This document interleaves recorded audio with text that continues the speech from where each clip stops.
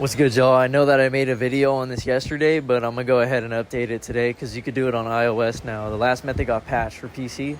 So I'm gonna show you guys how to get your session ID right now. Literally all you do is click on this link when you're signed in to your TikTok. You already have to have the TikTok made to do this, to get your session ID.